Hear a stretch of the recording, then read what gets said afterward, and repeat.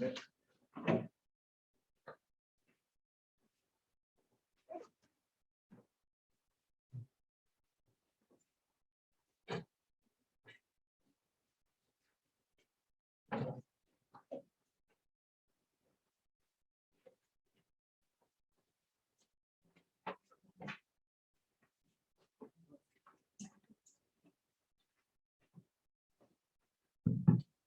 네, 자리에 착석해 주신 감사하겠습니다. 시간이 돼서요. 이번 주 런치타임 세미나를 시작하도록 하겠습니다. 안녕하세요. 저는 영업대학원 최동수입니다.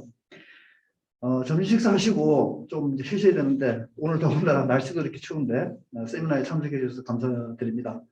저희 융합대학원에서는 이제 우리 대학의 융합연구 문화 조성과 연구자간 교류 활성화를 위해서 런치타임 세미나를 매주 화요일 날 개최를 하고 있습니다. 오늘이 62번째 순서인데요. 오늘은 기계공학과와 첨단원자력공학부의 조항진 교수님을 모시고 유익한 세미나를 듣는 시간을 갖도록 하겠습니다. 모두 소중한 시간을 내주신 만큼 유익한 시간 되시기 바라며 조항진 교수님을 큰 박수로 모시겠습니다. 감사합니다.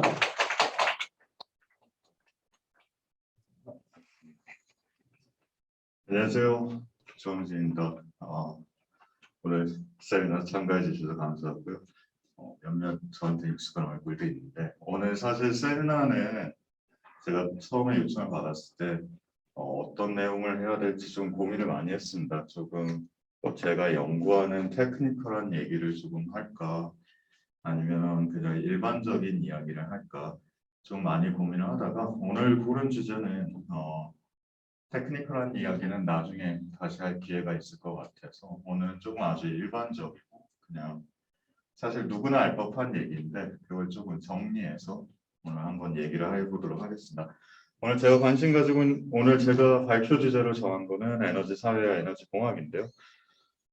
저는 사실 태어날 때부터 공학자가 어디 있겠냐면은 저는 생각하는 구조 자체가 약간 공학자인 것 같습니다. 하지만 오늘 조금 처음 시작을 융합대학원 쌤이라니까 조금 공학자가 아닌 척 연기를 좀 해보겠습니다. 그래서 제가 생각하는 저희 사회는 어떤 식으로 조성되었다고 생각하냐면 이렇게 사람 한두 명이 모여서 처음에 시작을 할 때 어떤 도구를 사용할 수 있게 되고 저희가 그 도구는 아마 처음 시작은 돌이었겠죠. 근데 지금은 그걸 철로 쓰게 되고 그 도구를 쓰는 과정에서 좀 더 나아진 상황이 불을 쓰게 되는 상황이었죠. 저희가 불을 쓰게 되면서 고기를 익혀 먹게 되고 훨씬 더 밤에도 활동할 수 있게 되면서 인간이 인지할 수 있는 폭이 훨씬 넓어졌다고 생각을 합니다. 여기서 또 하나 중요한 이렇게 사람들이 하나씩 모이면서 점점 사회가 커지는데 여기서 한 가지 조금 특이한 게 사람이 이제 혼자 힘으로는 한계가 있다는 걸 어느 정도 인지하기 시작합니다. 자기가 아무리 밤까지 일을 해도 밤까지 힘을 써도 뛰어다니는 말 한마디보다도 힘이 약하다는 걸 인지하게 되고 사람은 그 말의 힘을 쓰게 돼서 자기 대신 멀리 갈 수 있는 말을 이용해서 멀리 가게 되고 말을 이용해서 자기가 지을 수 없던 물건들을 짓기 시작하게 되었다고 생각합니다. 저는 여기서 인간이 자기의 힘이 아닌 다른 것, 생물, 그게 굳이 말이더라도 아니면 돼지더라도 소더라도 인간이 사용할 수 있는 한계 지점을 벗어날 수 있는 엑스트라 에너지를 이용하기 시작한 게 에너지와 사회의 시발점이라고 생각을 하는데요. 저희가 지금도 흔히 어떤 에너지 파워를 계산할 때 마력이라는 표현을 하는데요. 그 말 그대로 리터럴리 말 한 마리가 끄는 힘입니다. 말 한 마리가 끄는 힘을 나중에 저희가 기계나 에너지 시스템으로 대체하게 되면서 그 예전에 쓰던 단위를 현재까지도 쓰게 되는 거죠. 그래서 이렇게 온 사회가 점점 확장되게 되는데요. 여기에서는 가장 저는 핵심은 제가 기계공학과 사람이라서 그럴 수도 있겠습니다. 지금 보는 두 가지라고 생각하는데요. 첫 번째는 1763년도에 나온 특허입니다. 지금 갖다 쓰셔도 돼요. 전체적으로 풀려있는 특허인데 제 특허의 발명자는 제임스 와트, 그 당시에 스팀 엔진이라고 불렸고요. 스팀 엔진은 첨언을 드리자면 제임스 와트가 처음 만든 시스템은 아닙니다. 전체 스팀 엔진 시스템 자체는 요 전에도 이미 몇십 년 전에 개발이 됐었고 제임스 워트는 한 세 번째, 네 번째 특허를 낸 사람 중에 하나인데요. 이 시스템의 가장 특이점은 뭐냐면 지금 여기 보이는 사실 먼저 요거 먼저 설명드리면 제 전공이 연료체입니다. 그래서 연료체 하는 사람들이 제임스 워트 설명하는 걸 좋아하는데 이전에 스팀 엔진들을 쓸 때는 어떤 스팀이 힘을 그러니까 뜨거워진 스팀이 뭘 밀어낼 수 있는 힘이 있다는 걸 사람들은 인지하고 있었는데요. 이걸 연속적으로 쓸 수가 없었습니다. 왜 그러냐면 한 번 밀고 그걸 다시 당겨야 되는데 이걸 어떻게 당겨? 연속적으로 못하니까 한 번 밀고 끝이었어요. 근데 이게 제임스 워트가 뭘 했냐면 여기 보이는 이 챔버 안에 밖에다가 물을 들이붓습니다. 그렇게 되면 챔버가 식으면서 뜨거워진 증기가 다시 부피가 줄어들어서 당길 수 있는 힘이 생기죠. 그래서 요거를 순차적으로 나눠서 밀었다 당겼다 밀었다 당겼다 밀었다 당겼다 연속적으로 힘을 할 수 있는 스팀 엔진 시스템이 만들어졌고요. 그 뒤에 나온 게 여기 있는 이게 뭘까요? 이게 자동차입니다. 이 기계공학과 학생들은 조금 많이 아는 것 중에 하나인데 처음 자동차 만든 사람 누군지 혹시 아시는 분 계신가요? 첫 자동차 만든 사람. 이게 거의 처음 소형 자동차인데 저희도 아는 사람이에요. 기계공학과 학생도 모르나요? 포드인가요? 포드는 나중에 그쪽은 상경과 쪽 포드는 산업과학모학과 쪽 컨베이어 벨트라서 메르세데스 벤츠가 만든 최초의 자동차입니다. 메르세데스 벤츠는 뭐 지금도 고급차로 유명한데 그런 내연 기관을 탑재해서 자동차를 만든 형태고요. 여기 이제 돌아가는 게 똑같이 스팀의 힘을 이용해서 인간이 갈 수 없는 거리를 말이 가던 거리를 자동차로 대체하게 된 거죠. 그러면 이렇게 되면서 사회가 컸는데 이게 실제로 한 150년 전에 일어났던 일입니다. 150년 전에 휴스턴은 뭔가 팬시해 보이지만 정확히는 말이 끌고 있는 세상이고요. 2000년대 초반, 1900년대 초반인데요. 이 당시에는 반은 말을 끌고 다니고 반은 자동차를 끌고 다녔습니다. 거기서 근데 10년만 더 지나니까 디트로이트는 이미 자동차 세상이 되어버렸죠.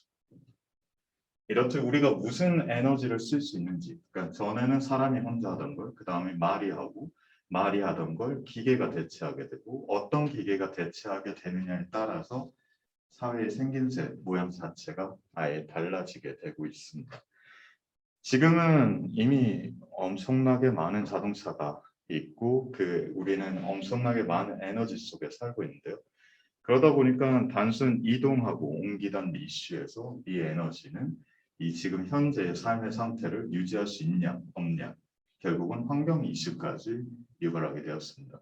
오늘 이야기는 무엇이냐면 특별한 결론은 없습니다. 그냥 어디 커피 한잔 하다가 누가 하는 얘기를 들었다 정도로만 아마 끝날 것 같은데요. 조금은 거기서 디테일하게 어떤 도표를 보여드리면서 얘기를 하고 싶은데요. 그러면 우리가 대체 이건 전 세계 에너지입니다. 전 세계 전기가 우리가 많이 쓴다고 하는데 대체 얼마나 많이 쓰고 있나요? 여기 지금 90년대에서부터 20년도까지 올라가는 상황에서 에너지 소비량 자체는 거의 2.5배 정도를 계속 가파르게 상승하고 있습니다. 그리고 사실 뉴스나 미디어에서 가장 많이 보는 에너지원에 대해서는 여러 가지가 있지만 그냥 도표를 보셨을 때 현재 지금 이 지구를 지탱하는 대부분의 에너지는 석탄, 석유, 내추럴 가스, 화석연료로 지칭되는 에너지원이고요. 여기서 지금 오일이 상당히 작아 보이는데 여러분 아마 이게 끝날 때쯤은 여러분도 동의할 수 있을 거라고 생각하는데 이건 전기 소모량입니다. 우리가 쓰는 에너지는 전기 형태로 쓰는 게 있고 직접적으로 자동차에 태우는 수송용으로 쓰는 게 있고 산업에서 쓰는 게 있습니다. 근데 우리가 쓰는 오일은 대부분 자동차에서 쓰입니다. 왜냐하면 가격이 비싸요. 석탄에 비해 가격이 한 5배에서 6배 비쌉니다. 그래서 쓰고 싶지 않은 거예요. 회사에서. 그래서 지금 오일이 작아 보이지만 전체 에너지는 좀 큰데요. 어쨌든 전기 생산량의 대부분은 이 세상의 전기 생산의 대부분은 석탄 에너지가 상당히 지탱하고 있고요. 두 번째는 상당히 사람들이 많이 놀라는 지점 중에 하나는 수력입니다. 전 세계 퍼센테이지로 봤을 때 두 번째 세컨 랭크 제가 이걸 학부 수업을 할 때 뭐 화석연료, 화석연료, 뭐 원자력, 수력, 태양열, 풍력 이런 식으로 나눠서 설명을 하는데요. 세컨 랭크는 저한테는 당연한데 잘 와닿지 않는 게 수력입니다. 수력이 지금 여기 있는데 이 수력은 간단히 생각하시면 왜 작년에 중국에서 어디 댐 터진다 안 터진다 이런 얘기 있은 적 있었죠. 그 댐 하나가 거의 원자력 발전소 한 20개 정도 발전량을 냅니다. 그래서 그런 댐 하나가 있는 나라들은 전기 발전량이 엄청나게 크기 때문에 수력 발전이 상당히 크고요. 근데 대부분 중국이나 사우스 아메리카, 그러니까 남아메리카 쪽, 브라질, 칠레 이쪽에 대부분 집중되어 있는 상황이고, 세 번째는 현재 세계에서는 원자력, 그다음 네 번째는 상당히 좀 포션이 작아서 좀 구분하기 힘들어서 퍼센테이지를 조금 나눠봤습니다. 위에 거를 이게 공학자들이 많이 하는 짓인데요. 전체 지표가 있으면 노멀라이즈해서 퍼센테이지가 얼마지 하고 쳐다보는 건데요. 보시면 뭐 압도적으로 석탄이 위에 있고요. 석탄에서부터 저기 내추럴 가스까지 하면 전체 지구의 에너지는 65%는 화석연료. 한 10에서 15%에서 28% 정도가 수력. 그리고 원자력으로 한 10%에서 12%. 나머지 한 지금 5%에서 한 7% 내외를 그 외 에너지라고 할 때는 바이오퓨얼, 그 다음에 조력, 풍력, 태양열, 태양광, 지오더멀, 지열 이런 에너지들이 지탱하고 있습니다. 와, 그렇게 많이 에너지를 화석으로 때우고 있어서 그 난리인 건 알겠는데 그 전기 누가 쓰고 있나요? 이게 지금 저희가 쓰고 있는 전기의 분포입니다. 이게 어떻게 되냐면 섹터를 보고 있으시면 될 것 같은데요. 생성된 전기의 대부분은 거의 50% 가까이는 산업에서 씁니다. 그리고 다른 저 위에 있는 노란색으로 보셨는데 저희 커머셜 퍼블릭인데 이게 뭐냐면 공공기관이나 상업용이라고 보시면 돼요. 그러니까 가게에 불을 켜고 가로등에 불을 켜고 이런 용이라고 보시면 될 것 같습니다. 여기 뭐냐면 전기를 생산하면 우리가 집에서 쓰는 건 한 25% 정도고요. 나머지는 다 산업용이랑 공공용으로 대부분 쓰고 있다고 보시면 돼요. 이게 산업 구조에 따라 되게 상당히 다른데요. 저희 나라는 어떤 형식인지 나중에 한번 보여드리도록 하겠습니다. 전기를 다들 이렇게 많이 쓰고 있는데 맨날 이슈가 되는 CO2는 어떻게 되고 있나요? 이게 CO2 전체 이미션 바이 섹터인데요. 지금 이건 전체 지구에서 CO2가 발생되고 있는 양이라고 보시면 될 것 같습니다. 30년 동안 당연히 단 한 번도 디크리즈 된 적이 없고요. CO2의 발생량 자체는. 그리고 뭐 그나마 다행이라고 볼 거는 전기는 2배 이상 뛰었는데 CO2 발생량은 2배까지 뛰지는 않았습니다. 하지만 대부분도 여기서 보면 왜냐하면 전기 생산량이 전체를 커버링하고 있는 건 아니고요. 여기서 지금 보시는 것처럼 이런 다른 부분들, 트랜스포트, 여기 수송 부분이 상당히 CO2 생산에는 많은 도미넌트 역할을 하고 있기 때문에 전기가 2배 뛰었다고 해서 바로 2배 뛰지 않는 건 더 벌크가 더 크기 때문에 그런 상황이고요. 이걸 한번 조금 더 보기 어려우니까 노멀라이즈해서 몇 퍼센트인지 좀 전체적으로 보면 트랜스포트가 한 25%라고 보시면 됩니다. 자동차가. 그리고 우리가 전기 만드는 데 쓰는 게 한 40% 좀 넘고요. 그다음 인더스트리가 여기도 상당히 크게 나오는데 한 15%. 이 인더스트리 뭔지 궁금하실 거예요. 어딘데 바로 전기도 아니고 CO2를 뽑아낼까? 우리 가까운 데 있습니다. 포스코. 대표적으로 포스코인데요. 그러니까 철강 회사나 다른 펄프 회사들은 직접적으로 그러니까 간단히 생각하시면 철 회사들은 뭘 하냐면 광석을 캐면 Fe2에 O가 붙어 있어서 산소계를 빼내야 되는데요. 이걸 어떻게 빼내냐면 탄소를 태워서 CO2로 만들고 철을 만드는 겁니다. 그러다 보니까 CO2가 바로 나옵니다. 그래서 이런 인더스트리에서 직접 CO2를 내뿜다 보니까 여기만 해도 이미 엄청난 양을 뿜어내고 있죠. 근데 요거는 별도 얘기인데 우리 왜 우스갯소리 그런 얘기 많이 했는데 온난화는 메탄이 CO2보다 지수가 훨씬 높거든요. 하나만 나와도 메탄은 CO2보다 훨씬 온난화 지수가 높아서 임팩트가 크다고 많이 알려져 있어요. 그래서 농장 소 키울 때 메탄 나오는 거 엄청 이런 온난화의 기여가 크다 이러는데 그건 나라별로 당연히 차이가 있습니다. 그러니까 전 세계로 봤을 때는 그것보다는 수송이나 전기 생산 그리고 인더스트리에서 쓰는 게 더 크다라고 보시면 될 것 같고요. 요건 나라별로 한번 플롯을 그려봤는데요. 전 세계 요거 하나만 한번 게싱을 들어보고 싶은데 저희가 요즘에 파리 협약이나 뭐 넷제로 탄소 중립 얘기 많이 나오거든요. 그 목표치가 어디쯤 있을 것 같으세요? 이 그래프에서 저희 전 세계에서 말하는 넷제로 탄소 배출량은 2050년도에 어디쯤 와야 되냐면 이쯤 와야 됩니다. 그러니까 이 파란색이 이쯤 와야 돼요. 그러니까 거의 반도 아니고 4분의 1도 아니고 10분의 1 정도 돼야 돼요. 그래서 10분의 1이 2050년까지 돼야 되는데 상당히 엄청난 양을 줄여야 된다는 이야기거든요. 그러니까 아마 조금 관심 있는 친구는 찾아봤을 텐지 모르겠는데 파리 협약은 넷제로를 만들 수 없습니다. 파리 협약은 그런 게 아니고요. 파리 협약은 여기서 올라가는 걸 이제 끊어버리려는 거고요. 거기서 조금씩 더 단계가 있습니다. 뭐 어떤 지원을 통해서 이 정도를 낮추자.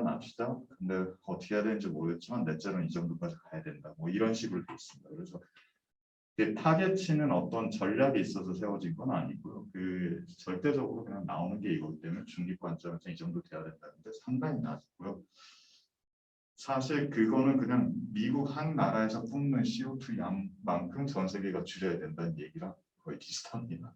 지금 여기 그래프를 보시면 미국 여기 있고요. 전 세계 여기 있고 미국이 옛날에는 1등이었어요. 근데 지금은 중국이 1등으로 올라왔고요. CO2 내뿜는 양은 당연히 인도도 상당히 높습니다. 나머지 저희가 조금 잘 아는 나라들 뭐 독일, 영국, 프랑스, 일본, 한국도 좀 플러트라서 좀 작죠. 그래서 인구수 많은 나라 좀 빼고 독일, 영국, 프랑스, 일본, 한국만 CO2 배출량을 그려보면 한국이 그러니까 여기 이 나라들에서 CO2 배출 순서로 하면 일본이 제일 많이 내뿜고 있고요. 그 다음은 독일입니다. 독일이 지금 두 번째로 가장 CO2 많이 내뿜고 있는 나라고요. 여기 5개 나라 중에. 그 다음이 한국, 그 다음이 영국, 그 다음 프랑스 정도로 CO2를 내뿜고 있다고 보시면 되고요. 한 가지 요걸 좀 언제나 설명하는 것 중에 하나인데 이게 웨스턴 쪽이랑 아시아 쪽이랑 경제 규모의 성장 속도가 다릅니다. 그냥 간단히 생각하시면 좋을 것 같은데 30년 전에 1990년도에 우리나라가 뭐 차가 진짜 많이 있었나요? 뭐 자가용이 귀한 시기였고 저는 그 당시 어려서 잘 모르겠습니다만 그 당시에는 자가용이 귀한 시기였고 저희처럼 뭐 KTX가 있는 것도 아니고 그렇다고 공장도 많이 있는 것도 아닌 상황이에요. 물론 공장은 있지만 현재처럼 정말 이펙티브한 공장들 즉 한국은 지난 30년 동안 경제 성장을 엄청나게 이룩하는 과정에서 CO2가 내뿜는 양이 증가했다고 보시면 될 것 같고요. 프랑스, 영국, 독일 30년 전에도 이 나라들은 전 세계에서 강국이었습니다. 이미 기술 강국이었고요. 그 나라들은 메르세데스 벤츠, BMW, 폭스바겐 30년 전에도 있던 브랜드죠. 지금 저희가 사는 유럽 브랜드들 30년 전에도 있던 브랜드들입니다. 무슨 얘기냐면 그 독일이나 프랑스나 서유럽 국가들은 모든 국가를 포함하는 건 아니지만 이미 산업 구조가 상당히 잡힌 상황에서 숙련되는 단계를 거쳐온 30년, 즉 있는 기술을 발전시켜서 세이브하는 게 가능한 시점이라고 해석하고 있고요. 저는 한국은 그렇지 못한 상황이었고요. 일본은 상당히 일본은 그쪽에서는 사실 뭐 경제적으로 변한 것도 많지만 일본은 사실 섬이라는 점이 가장 큽니다. 한계가. 여기는 뭔가 바꿀 만한 여지가 진짜 많지 않습니다. 한국도 사실 많이 비슷해요. 근데 앞에 이런 그냥 구분은 상당히 좀 억울한 게 있는 게 중국이나 인도한테는 자기들은 인구 얼마나 많은데 우리가 니네랑 같이 비교해야겠냐. 그래서 요 플랫은 제가 그냥 조금 하나 양해 말씀드릴 거는 앞에 CO2 배출량이 아마 19년 데이터고 제가 인구는 20년 데이터를 썼습니다. 그래서 조금 다를 수 있는데요. 인구별로 나눠봤습니다. 인구별로 나눴을 때 1이 뭐냐면 전 세계 평균, 전 세계 전체 CO2량을 전 세계 전체 인구로 나눴을 때 1 정도 되고요. 미국은 진짜 많이 내뿜고 있어요. 그러니까 여기는 미국이란 나라는 CO2 배출량에서 상당히 취약 국가인 건 사실입니다. 우리가 맨날 중국 뭐라고 하죠. 중국 뭐라고 하는데 이 수치로 보면 중국보다 못하고 있는 나라가 세 나라가 있는데 독일, 일본, 한국입니다. 중국한테 뭐라고 하기 상당히 좀 애매한 상황이죠. 중국의 그 인구가 우리가 이만큼 해서 야 독일 니네가 우리만큼 하는 우리보다 더 많이 할 텐데 한국이나 일본은 뭐 이런 식이 될 정도로 상당히 인구당 배출하고 있는 CO2량은 상당히 많은 상황입니다. 이게 인디아가 생각보다 낮은데요. 이게 사실 이 에너지 지표들의 맹점과 같은데요. CO2는 이미 발전한 국가들이 내뿜고 있습니다. 그러니까 developing country가 내뿜는다고 하는데 그래 봐도 전체 인구에 비해서 사실 발전한 게 많지 않고요. 이미 선진국이라고 포함되는 나라들은 이미 거의 모든 인구의 대다수가 이 혜택을 보고 있는 상황이 있기 때문에 절대 다수적으로 선진국이 내뿜는 CO2량이 높고 발전하고 있는 나라는 발전하고 있지만 그 부가 인구 전반에 퍼진 게 아니거든요. 일부 몇 명에게만 집중돼 있는 상황이기 때문에 이걸 에버리지 했을 때는 상당히 그러니까 결국은 이미 선진국에서 어떻게 1 근방으로 혹은 1 미만으로 만들 수 있는지가 이슈라고 볼 수 있을 것 같습니다. 자, 그럼 그건 이제 다른 나라의 얘기였고 우리나라는 어떤지 한번 조금 더 볼게요. 우리나라는 전체 CO2 이미션을 한 번도 줄이는데 성공한 적이 없습니다. 꼭 우리뿐만 그런 건 아닙니다. 많은 나라들이 그러고 있고 뭐 서유럽권 국가들이 성공했다고 해도 한 10%, 20% 내외인 상황입니다. 네, 전체를 보면 석탄, 석유, 내추럴 가스 이렇게 보이는데 이런 CO2 이미션 할 때 이렇게 해석하시면 될 것 같아요. 오일은 다 차를 몰아서 나온 거예요. 나머지는 다라고는 하기에는 좀 그렇죠. 어쨌든 일반적으로 해석할 때 나머지는 이제 전기를 만들면서 나오는 건데요. 지금 여기 CO2 배출량을 전체적으로 봤을 때 어디서 그렇게 많이 내뿜냐? 우리나라는 전기가 50%가 넘습니다. 그러니까 세계 평균보다 우리는 전기에서 CO2 나오는 게 훨씬 많아요. 왜냐고 물어보시면 사실 우리나라는 전기를 더 많이 쓰는 나라예요. 이건 조금만 이따가 얘기할게요. 여기 전기에서 배출되는 게 상당히 많고요. 그 다음 인더스트리, 그 다음에 트랜스포트. 이것만 해도 저희가 당장 지금 차를 다 안 본다고 해도 그거는 한 20% 조금 효과가 있을 거예요. 한 100 정도 줄기 때문에. 하지만 엄청난 양을 우린 전기를 쓰고 있다는 걸 볼 수 있고요. 그럼 우리나라 전기는 대체 왜 이러지? 라고 보면 뭐 압도적으로 석탄에 의해 발전되고 있기 때문입니다. 우리나라는. 이게 되게 아이러니 중에 하나인데 에너지 자립도라는 게 있습니다. 각 지역마다. 우리나라에서 에너지 자립도가 가장 떨어지는 지역 골라라 하면 어딜 고를 수 있을까요? 서울. 서울은 자기들이 쓰는 전기를 지탱할 에너지 발전 방식이 하나도 없습니다. 그래서 그럼 서울의 전기는 어디서 와요? 에너지 자립도가 가장 높은 지역. 충청도. 왜? 화석발전. 충청도에서 떼어는 대부분의 화석발전 전기를 서울에서 가져다 쓰죠. 그런 상황, 그렇게 연결돼 있다고 보시면 돼요. 우리나라의 현재 지금 구조는. 여기에 지금 요즘에 내추럴 가스 많이 나오죠. 내추럴 가스가 저희 회색인데요. 첫 번째 여기가 석탄, 원자력, 이제 여기가 천연가스인데 사람들이 착각하는 것 중에 하나가 이제 석탄을 천연가스로 바꾸면 CO2 배출량이 없을 거다 뭐 그런데 배출량 줄어듭니다. 50%. 전체로 50%가 줄어들 건데 이게 천연가스 미세먼지가 잘 나와요. 이게 연소 부분인데 불완전 연소에 들어가게 되면 미세먼지가 나오게 돼서 이 부분도 조금 이슈가 있습니다. 그래서 그러면 우리나라는 이 많은 전기를 대체 어디다 쓰지 다시 한번 들여다보면 우리나라가 인더스트리 전기가 쓰는 게 한 55% 정도 된다고 보시면 될 것 같고요. 우리가 집에서 쓰는 전기는 한 10%예요. 아까 전 세계 평균 한 20% 되죠. 근데 우리나라 10%밖에 안 씁니다. 집에서 쓰는 전기. 무슨 얘기냐면 그만큼 많은 에너지를 산업에서 쓰고 있어요. 우리는 산업에 기대는 구조를 가진 나라예요. 전기를 쓰는 산업에.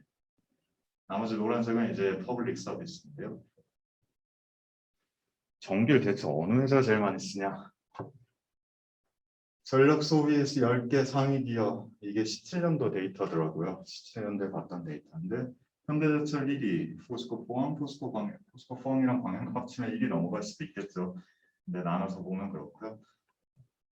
퀴즈는 볼까요? 현대제철 1년에 전기료 얼마 낼까요?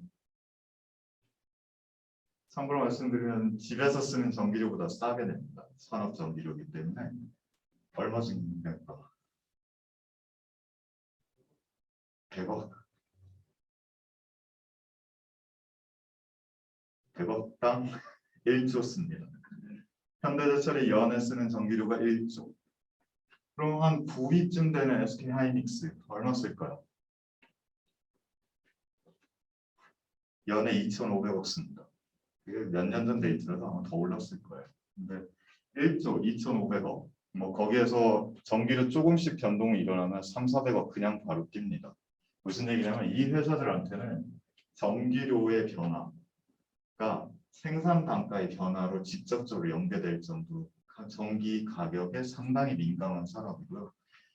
여기 지금 보이는 것들 보면 제철도 있지만 지금 키가 디스플레이 공장, 반도체 공장들이 다 여기 들어가 있어요. 지금 여기 요번에 짓는 뭐 삼성의 평택 상공장 이런 것들 다 안 들어가 있는데 팹을 이용하는 팹 오리엔티드된 시설들은 전기 소유량이 엄청납니다. 그래서 무슨 얘기냐면 우리나라가 계속 반도체, 디스플레이 이거에 강점을 가지고 있는 한 우린 전기료가 싸야 돼요. 이게 안 싸면 바로 단가가 올라간다. 그러니까 아무 행동도 하지 않았는데 이 삼성전자나 SK하이닉스는 그냥 밑에 단가가 올라가게 됩니다. 이게 우리나라가 지금 어떻게 건드리기가 되게 힘든 구조인 상황이죠. CO2 배출 상위 기업들 포스코가 1위고요. 밑엔 다 발전 계속입니다. 이거 남동발전, 동서발전, 중발 다 화력발전소라고 보시면 돼요. 화력발전 자회사들. 화력발전 자회사들이라서 CO2 배출량 자체가 어마무시하다고 보시면 될 것 같습니다. 밑에 또 보이죠? 삼성전자, 쌍용상의 여기 S-오일. 그러니까 우리가 흔히 생각하는 이 나라의 대기업이라는 기업들은 대부분 전기를 많이 쓰고 대부분 CO2를 많이 써요. 그래서 우리나라의 산업 구조 자체가 에너지 인텐스한 산업에 많이 기대고 있고 사실 우린 큰 옵션이 없습니다. 우리나라가 가지는 리소스 자체가 많지 않기 때문에 결국은 기술력이랑 어떤 무형의 뭔가인데 우리는 거기서 전기를 고른 게 있죠. 여기도 보시면 알겠지만 이건 유럽인데요. 유럽의 특정 어느 인더스트리가 많이 쓰는지 철은 많이 쓴다고 이미 알려졌습니다. 그 외 부분들인데 저희가 철과 그리고 반도체 이 두 가지를 포기할 수 없는 이상 전기, 에너지 시스템에 대해서는 계속 어떤 식으로든 계속 집중하고 향상시키지 않으면 방법이 없는 상황이죠. 지금 요거를 조금 더 연결을 시켜드리면 요즘에 에너지 관련 얘기하면 전기차, 수소차, 수소환원 얘기도 나오고요. 그 포스코에서 수소환원, 배터리 저장 이야기들이 나오는데 이런 것들은 다 이 수치와 연관되어 있습니다. 수소차, 전기차가 나오는 거는 저 트랜스포트 노란색 값을 노란색을 없애고 파란색에 집어넣겠다는 얘기예요. electricity. 그러니까 처음에 전기를 만드는 발전에 넣었는데 그 과정에서 효율을 높여서 좀 줄여보자는 얘기입니다. 여기고 수소 환원은 여기서 인더스트리 파트 회색에 있는 내용을 직접적으로 줄여보자 라는 이야기인데 그 수소는 또 어디서 오느냐는 발전소에 가게 되죠. 그리고 밑에 배터리, 에너지 저장 이건 뭐냐면 저희가 리니어블이 사실 메인 키워드로 많이 나오죠. 뉴스에는 많이 나오는데 사실 현재 거의 기여도가 크지 않습니다. 신재생이 한 10% 미만인데요. 이게 두 가지가 있는데 신재생 자체의 한계도 있지만 신재생 자체의 한계라고 많이 표현되는 것 중에 하나가 저장이 안 돼요. 그러니까 전기가 저장이 안 되는 것 때문에 이 저장을 해서 이 10%를 한 20%, 30%를 늘려보자. 그래서 다른 걸 좀 줄이도록 해보자 라고 하는 게 이제 많이 나온 게 전기 그대로 저장할 거다 하면 배터리 아니면 전기가 아닌 다른 거 수소 아니면 열의 형태로 저장하자 하면 이제 thermal storage, 에너지 스토리지가 나오게 되는 거예요.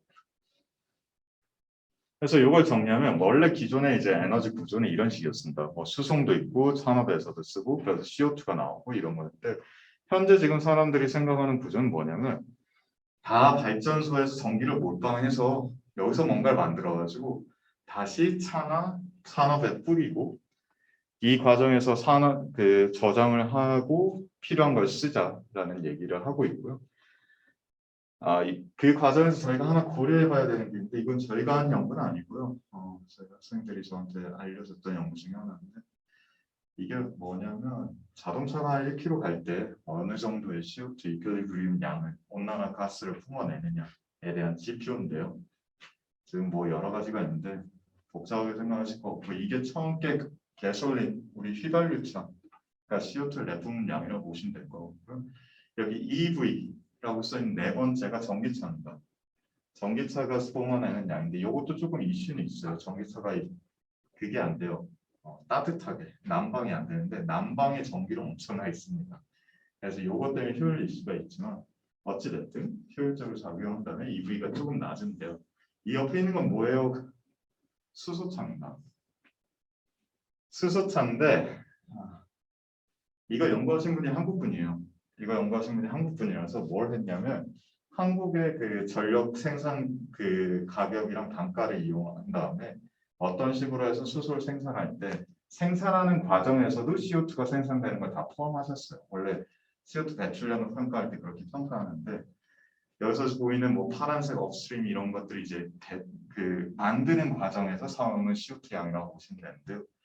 여기 지금 끝에 있는 거 오프사이트가 뭐냐면 수소가 어디서 와가지고 그 자리에서 만든 게 아니라 어디서 배달해서 만들어서 쓰는 건데 온난화 지수가 휘발유차 모는 것보다 못하죠. 지금 수소차에 몰면 휘발유차 모는 게 더 나아요. 자연은 환경을 생각하신다면. 그런데도 왜 수소차 해요? 사실 기술 숙련이 필요해서 그렇습니다. 언젠가는 수소를 가자는 전략은 이 앞에 보여드린 것처럼 이 커브에서 노란색, 얘네들 다 파란색으로 옮기고 그 과정에서 줄여보자는 이런 과정들이 있는데 숙련이 필요하니까 그런데 현재는 꼭 그렇지 않습니다. 그래서 그러면 제가 일단 하고 싶었던 이야기는 상당히 에너지가 팬시한 에너지를 많이 들으셨을 거예요. 더블 스토리지, 배터리, 스몰한 거. 근데 오늘은 저는 조금 되게 클래식하고 보링한 얘기를 좀 하고 싶었는데 이런 과정에서 그럼 저는 뭘 하냐? 그 앞에 요거 조금 먼저 설명드리면 이렇게 전기를 발전소로 몰면 수소차랑 전기차랑 몰아야 되는 전기를 다 발전소 발전량으로 몰게 되면 어떤 일이 일어나냐면 지금 이게 현재 우리나라에서 이 대시라인이 전체 에너지를 소모하고 있는 양이에요. 그 분야에서 산업에서 그리고 여기 붉은 선은 전기 형태로 사용되고 있는 에너지입니다. 근데 우리가 지금 가진 형태가 수소로 만들고 수소를 만드는데 다시 전기가 들거든요. 수소로 만들어서 수소 환원하고 수소차 만들고 전기차 만들고 그러려면 발전소로 다 이 에너지량이 가야 되는데 물론 단순 더하기는 할 수는 없겠죠. 과정에서 좀 더 나아질 거라고 믿지만 이런 관점으로 보면 지금 전체 저희 나라에서 쓰는 에너지가 전기 발전량 에너지의 한 1.8배 더 크거든요. 무슨 얘기냐면 전기 발전 용량이 한 3배는 돼야 돼요. 현재에 비해서. 지금 쓰는 만큼의 에너지를 수소로 만들고 전기로 만들고 전기차로 굴리고 전기로 뭔가를 하려면 우린 발전소가 3대나 더 있어야 되는데 우리나라는 진짜 제가 학부 수업할 때도 그러는데 풍력도 태양열도 조력도 그 어떤 퀄리티도 좋지 않습니다. 우리나라는 태양 퀄리티나 뭐 이런 면에서 상당히 안 좋기 때문에 할 수 있는 것들이 되게 한계가 있어요. 지금 여기 보여주시는 것처럼 할 수 있는 거는 이게 CO2 이미션 양이 원래 이 석탄에 비해 이거는 그냥 화학과 친구들 있는지 모르겠는데 이거는 그냥 결합식에 의해서 나오는 건데요. 석탄에서 나오는 애보다 내추럴 가스에서 나오는 CO2 이미션 양은 작습니다. 그래서 할 수 있는 방법은 돈을 조금 2배 정도 비싸거든요. 내추럴 가스가 석탄보다 2배 정도 내서 석탄을 다 바꾸고 CO2량은 근데 절반으로밖에 줄어들 수 없어요. 더는 안 되고 절반으로 줄이는 방법이 있고요. 그게 아니면 있는 거 가지고 최선을 다해야죠. 사실 저는 오늘 뭔가 하나의 답으로 꼭 해야 된다는 얘기를 하려고 온 건 아니고 정말 이 정도로 에너지가 상당히 복잡하고 요걸 들으신 분들이 최소한 에너지가 되게 뜬구름 잡는 얘기가 아니라 되게 현실에 닥친 문제로 이해해 주셨으면 좋겠어요. 지금 여기 보는 거 이게 2050년대 온도 못 올리게 해야 된다. 온난화 트렌드 분석할 때 언제나 나오는 건데요. 이게 현재 지금 예상입니다. 저희 CO2 올라가는 게. 그러니까 지금 이 Y축이 온도예요. 1.5도 넘어가면 더 이상 못 돌아올 거라고 생각을 하는데 사람들이 되게 많이 요즘 막 나오기도 하는데 이거 그렇게 막 30년이나 기다려서 해결하면 그때는 오케이 이런 얘기가 아닙니다. 현재 엄청 진행되고 있는 이야기고 당장 우린 뭔가를 해야 되는데 우리가 가진 기술들은 상당히 제한되어 있는 상황입니다. 그래도 뭐 온 김에 제가 뭘 하는지는 한 번은 짧게라도 소개는 시켜드리고 가야 될 것 같아서 저는 뭘 하는 사람이냐면 여기는 지금 화력발전소를 보여드리고 있는데 굳이 화력발전은 아니어도 됩니다.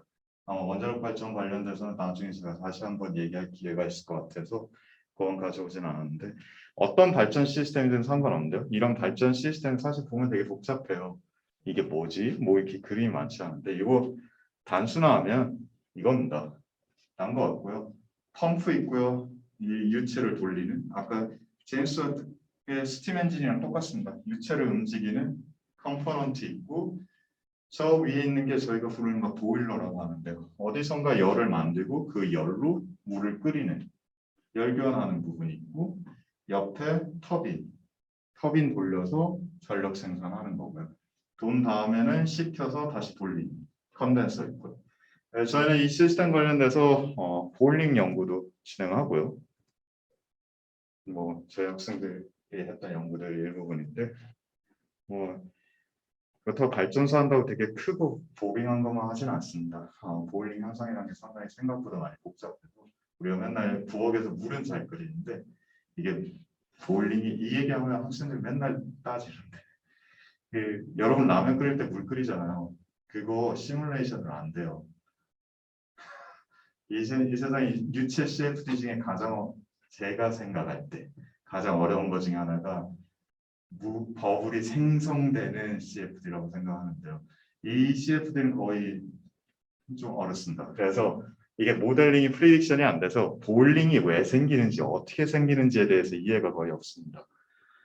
지금까지 어떻게 했어요? 실험하면 돼요. 몰라도 조건 주어져 놓고 하면 뭐가 나오는구나를 가지고 디자인을 했어요.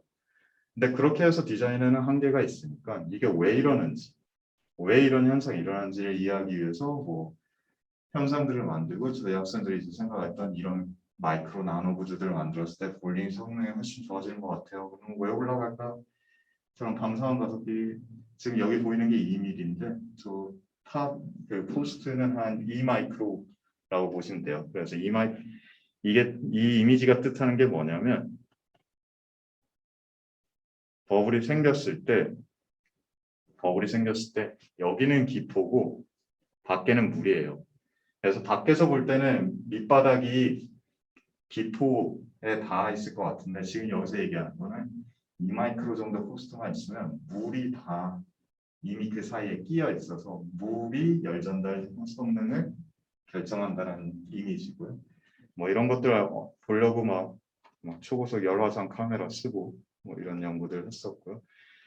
보일링하면 컨덴서도 해야죠. 시키는 것도 연구를 해야 되고, 그래서 이제 저희 학생들이 저희 포스닥이 연구하는 내용 중에 하나가 여기 지금 파란색 내용들은 다 드럼넷이라고 보면 돼요. 그러니까 증기에서 있던 것들이 물 형태로 응축되고 얘를 빨리 없애야 되는데 그냥 놔두면 잘 안 없어지거든요. 그래서 이런 식으로 W 형태로 마이크로 나노 구조 만든 다음에 여기 없어지는 점들 보이죠? 이게 뭐냐면 이게 마이크로 사이즈 드럼넷인데 얘네들이 합쳐지면 surface tension 때문에 표면에서 뛰어나간다. 지들이 알아서 점핑해서 나가버려요. 키네틱 에너지. 그래서 그런 식으로 열 전달을 좀 높이는 연구를 진행하고 있고요.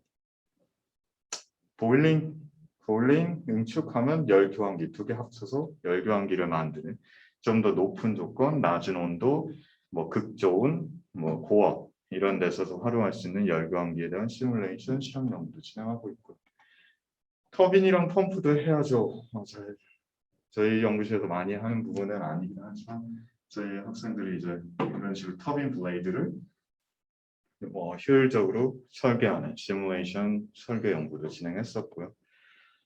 자, 그럼 컴포넌트 다 했으면 이제 또 어떤 식으로 해야 효율 향상을 할 수 있을까? 방법 중에 하나는 워킹 플루이드를 바꾸는 겁니다. 현재는 저희가 물을 많이 쓰는데 아니면 가스나 이 워킹 플루이드를 뭐 오가닉 랭킨 사이클이라고 쉽게 생각하시면 냉매 같은 거라고 보시면 돼요. 그래서 보일링 포인트가 엄청 낮은 이런 특이 유체들을 써서 에너지 효율을 향상시키거나 아니면 여기 지금 보여드리는 것 중에 하나는 이제 슈퍼크리티컬 초인계 유체.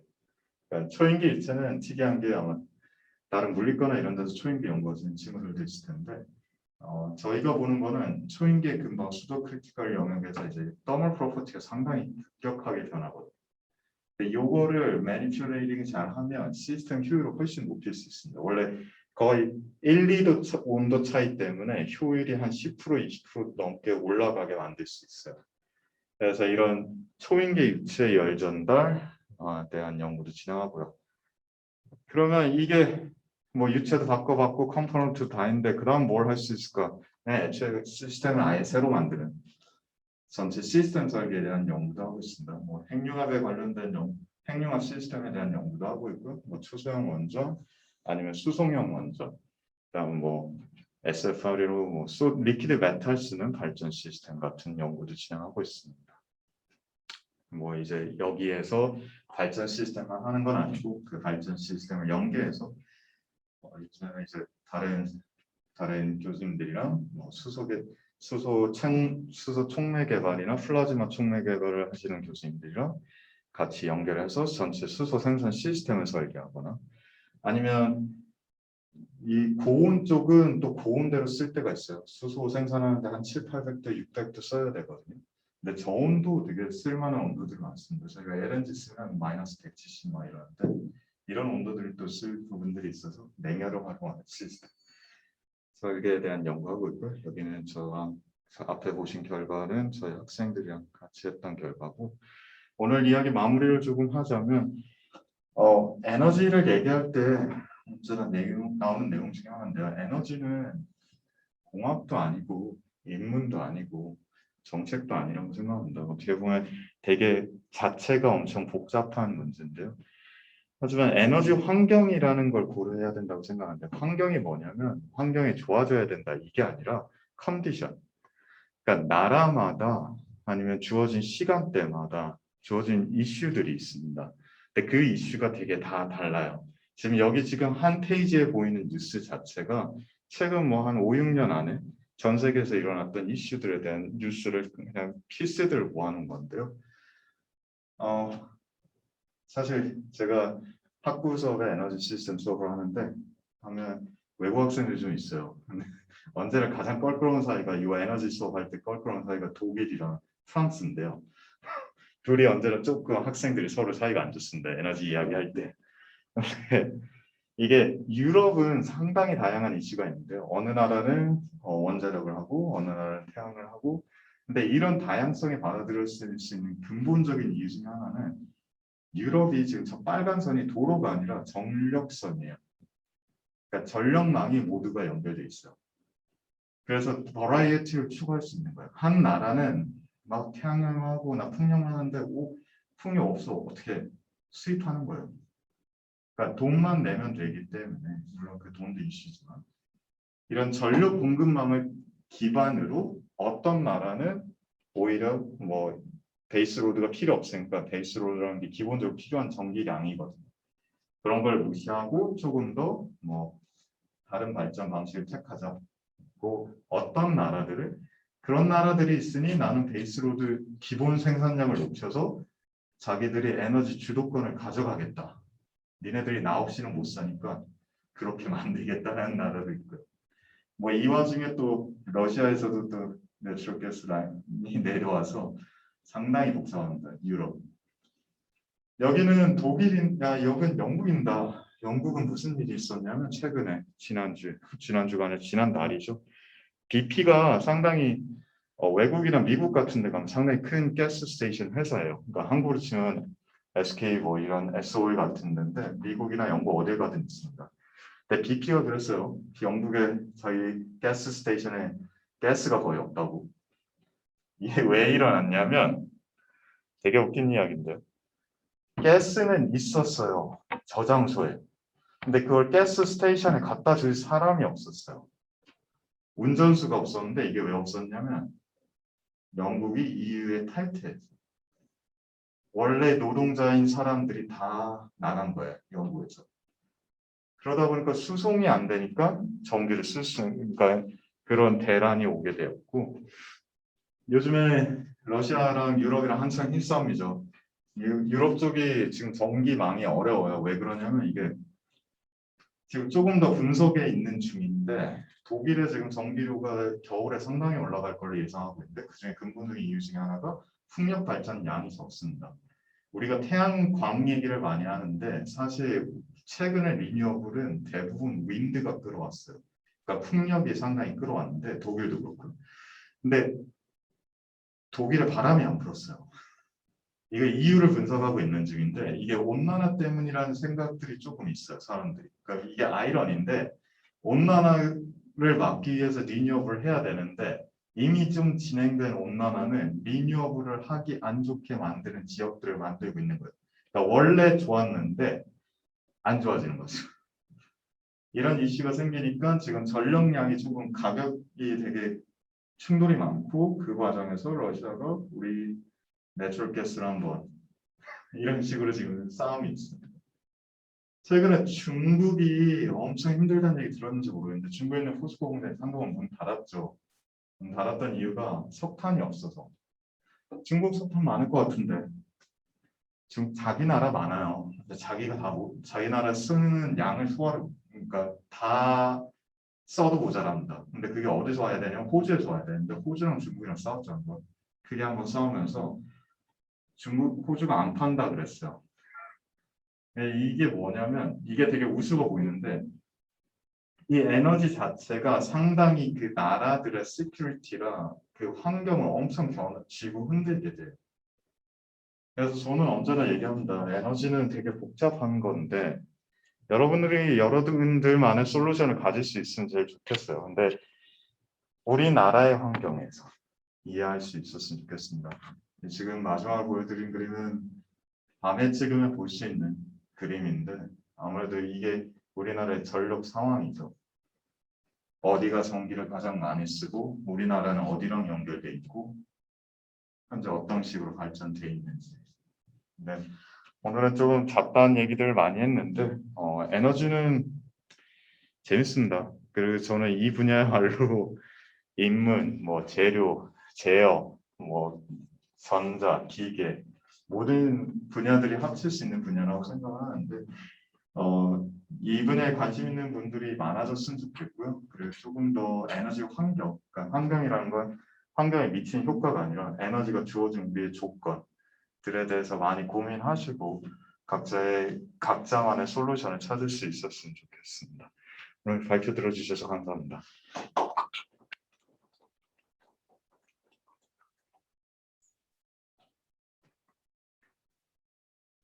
혹시 교수님에게 질문 있으면 질문 해주시면 감사하겠습니다.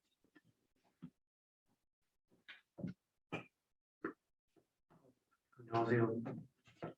저는 기획과 대학원생 이장재입니다. 다른 거 아니고요. 사소한 건데 그 앞에서 선진국이 CO2 배출량이 많다고 하셨을 때, 전 장표에서는 CO2 배출의 대부분은 일렉트리시티 아니면 프로듀서였는데, 예를 들어 중국이랑 미국을 비교해 보면 미국이 훨씬 CO2 배출 인당 배출량이 높았던 걸로 기억하거든요. 근데 실제로 전력 생산은 중국이 더 많이 하는데 왜 여기서는 이렇게 적게 나오나요? 중국이랑 인도가. 그러니까 이건 모든 나라가 같지 않다고 보면 되는데요. 앞에 우리나라만 먼저 볼게요. 우리나라 보면 지금 여기 일렉트리시티 소모량 봤을 때 눈에 띄는 게 뭐가 있나요? 노란색이 엄청 커지지 않아요? 노란색. 노란색이 뭘까요? 우리가 쓰는 이런 퍼실리티 전기죠. 그러니까 저는 이런 식으로 해놓는 거예요. 그러니까 물론 이것도 미국의 미국 분포를 봐야 되는데요. 완전한 제너럴할 수 없습니다. 그러니까 제 이해에서는 디벨로핑 하고 있는 컨트리들은 정말로 대부분의 CO2가 전기 생산량에서 나온 거예요. 네. 하지만 미국이나 한국이나 유럽에서 CO2의 배출량이 파란색에서만 주로 나올지 파란색과 노란색, 회색에서 전반적으로 커지는지는 각자의 나라를 좀 더 봐야겠죠. 그리고 미국의 전기 생산량이 제 기억으로 맞다면 아직 더 클걸요. 그런가요? 잘못. 이건 CO2고 이건 CO2 이미션량이고 전기 발전량 자체로는 미국의 전기가 한 20%가 원자력이거든요. 근데 미국의 원자력 발전소 100대 있습니다. 100대가 20%예요. 그러니까 한국에 비하면 거의 5배, 6배 큰 신장이라고 보시면 될 것 같아요. 미국이 정확히 100대는 아니고 98대, 97대 이런데 아무튼 그렇습니다. 감사합니다.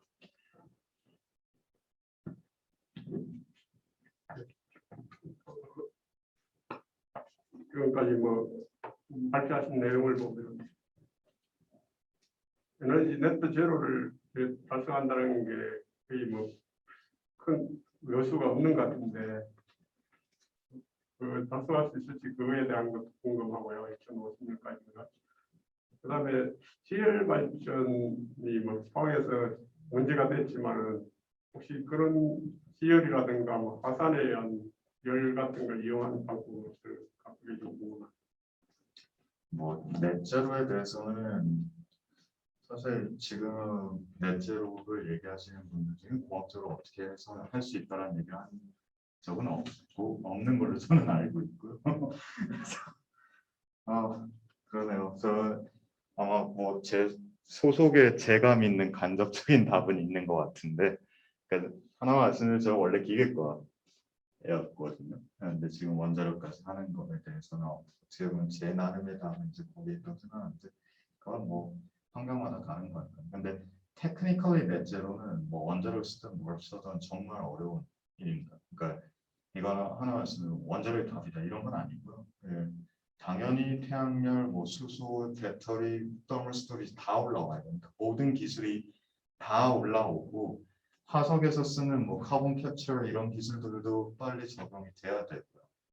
그런 식으로 해서 그러니까 정말 총력을 기울여야 뭔가를 해볼 수 있는 여지인데 조금 안타까운 거는 그걸 이야기하시는 분들은 좀 여유 있게 보시는 것 같아요. 진짜로 그걸 이야기하시는 분들은 아마 한 5년 뒤, 10년 뒤에 고민해도 되겠지라고 생각하시는 것 같아요. 근데 공학자 입장에서 하나의 기술이 답이 될 수는 없을 거라고 생각합니다. 분명히 우리나라가 쓰는 모든 발전 기술의 끝단까지 끌어와야 그래도 뭔가를 해볼 수만은 하다 안 하다인 상황인데 리니어블 확 높이고 석탄 쪽 카본 캡처링하고 원자력도 어느 정도 베이스로드 맞출 수 있고 이런 복합적인 고민을 앞으로 한 20년, 30년을 해도 어려울 것 같다고 생각합니다. 아무튼 뭐 가능성은 제가 평가할 여지 능력은 안 되는 것 같고요. 제 생각에는 조금 이 에너지 관련 연구를 하시는 분들, 연구하시는 분들 좀 진중하게 봐줬으면, 시리어스하게 봐줬으면 하는 생각은 있고요. 지오더멀은 사실 리니어블 얘기할 때 가장 예측성 좋고 피리오딕하게 쓸 수 있는 것들이 수력, 그 다음에 지열, 그 다음 조력 발전입니다. 세 가지가 있는데요. 수력은 우리나라가 사는 나라인데 이게 큰 강이 별로 없어요. 제 기억이 지금 조금 틀릴 수도 있는데 거의 수력 발전은 저희가 한 1% 정도밖에 안 되는데 더 지을 곳이 없는 걸로 이해하고 있고요. 지열도 어떻게 보면 좋은 답이 될 수 있는데 현재 저희 포항에 지었던 지열 발전이 뭐냐면 기존의 지열 발전이 쓰는 방식이 있어요. 그러니까 정확한 레저버가 있고 거기서 물이나 증기가 나오는 거를 발전하는 시스템이 이제 기존의 시스템이거든요. 근데 지금 포항에 썼던 방식은 뭐냐면 기존에 그걸로 하면 스팟이, 그러니까 땅을 팔 수 있는 공 자체가 거의 없어요. 많지 않아요. 우리나라에는 없습니다. 우리나라에 없어서 이걸 뭘 어떻게 했냐면 그 어드밴스 테크놀로지라고 하는데, 어드밴스 지오덩어리라고 하는데 그 여러 요건 중에 물을 웅덩이만 만들 수 있는 지층 조건만 찾아서 물이 없는 경우가 많아요. 그 경우에. 왜냐면 밑에 열이 올라오니까 물이 이미 없는 경우가 많아서 포항에 있는 지열 발전은 거기다 물을 인위적으로 위에서 집어넣어서 그걸 증발시켜서 다시 발전시키는, 그러니까 어드밴스 테크놀로지거든요. 네, 아무튼 요건데 여기서 지질이랑 역학 조사가 제대로 되지 않았던 부분이 였다고 지금은 결론이 났죠. 그래서 그러니까 기존 지열 발전으로만 쓸 수 있는 뭐 어떤 안정적인 지층이 있다면 저희에도 여지가 있을 텐데 제가 알기로 한국에는 그런 지층 관계는 상당히 제한되어 있는 걸로 알고 있어서 조금 아쉬운 부분이 있지 않을까라는 생각이 들고요. 어드밴스 테크놀로지는 그만큼 이제 기술이 따라와고 해야 되는데 그 부분은 이제 고 기술을 하시는 분들께서 답을 주셔야 될 것 같고요. 마지막으로 하나 말씀드리면 저희 나라 조력 발전 꽤 전기 많이 만든다. 그 조력 하나 있는데요. 시아오에 있어요. 시아오가 예전에 그 매립하려고 땅 막아놨다가 거기 호수 다 썩어서 막 난리 났었는데 그 뒤에 이제 조력 발전을 만들었거든요. 조력 발전 하나 만들어서 물을 순환하면서 전기를 한 400메가, 500메가 정도 만든다고. 400메가, 500메가는 화력이 보통 한 600메가 되고요. 원자력 발전소가 한 600에서 한 1400메가 정도 되거든요. 그러니까 시아오에 있는 조력 발전소 하나가 꽤 재생에너지 중에는 우리나라에 있는 재생에너지 중에는 꽤 역할을 하고 있는 걸로 이해하고 있습니다. 단순한 생각으로 화산의 일을 이용하는 것에 대해서 어떻게 어느 거요? 화산의 화산이요? 그건 제가 지층이랑 이런 안전성에 대해서는 제가 좀 잘 몰라서 아마 뭐 가능성이 있겠죠. 가능성이 있는데 이제 앞에 지열 발전에서 겪었던 그 실수를 안 하려면 어느 정도의 조사가 필요한지는 이제 그거는 제가 그 부분 전문가는 아니라서 조금 답을 드리기 어렵겠네요. 네.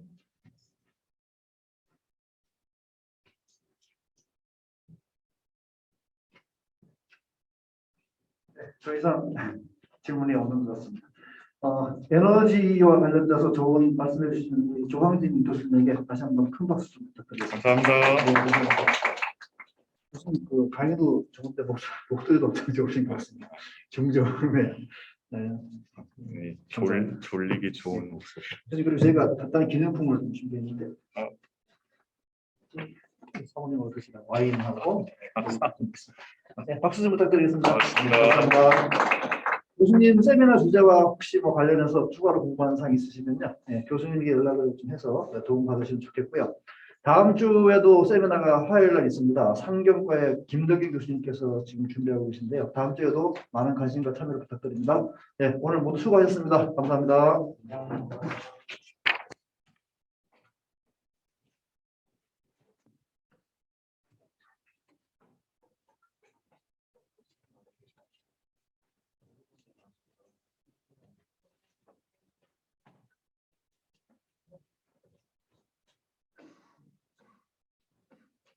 이거 뭐 정리해야 되나? 그냥 받아서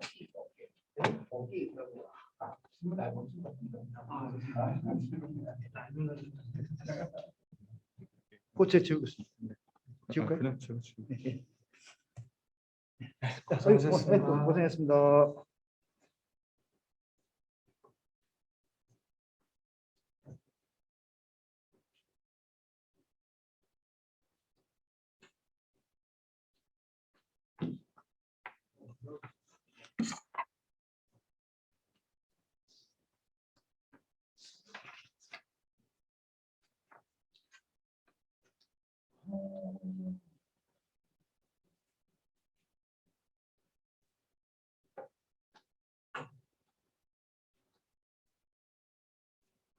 고맙습니다.